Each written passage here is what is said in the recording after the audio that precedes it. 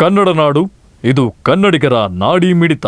ನೀವಿನ್ನು ಕನ್ನಡ ನಾಡು ವಾಹಿನಿಯನ್ನ ಸಬ್ಸ್ಕ್ರೈಬ್ ಮಾಡಿಕೊಂಡಿಲ್ವಾ? ಈಗಲೇ ಸಬ್ಸ್ಕ್ರೈಬ್ ಮಾಡಿ, ಬೆಲ್ ಐಕಾನ್ ಅನ್ನ ಒತ್ತಿ ನೋಟಿಫಿಕೇಶನ್ಗಳನ್ನ ಪಡೆಯಿರಿ.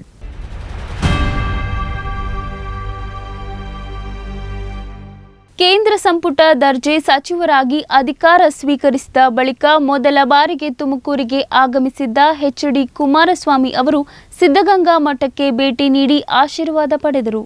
ಮಂಡ್ಯ ಲೋಕಸಭಾ ಕ್ಷೇತ್ರದಿಂದ ಗೆದ್ದು ಕೇಂದ್ರ ಸಂಪುಟ ದರ್ಜೆ ಸಚಿವರಾಗಿ ಅಧಿಕಾರ ಸ್ವೀಕರಿಸಿದ ಬಳಿಕ ಮೊದಲ ಬಾರಿಗೆ ತುಮಕೂರಿಗೆ ಆಗಮಿಸಿದ್ದ ಎಚ್.ಡಿ. ಕುಮಾರಸ್ವಾಮಿ ಅವರು ಸಿದ್ಧಗಂಗಾ ಮಠಕ್ಕೆ ಭೇಟಿ ನೀಡಿ ಆಶೀರ್ವಾದ ಪಡೆದರು.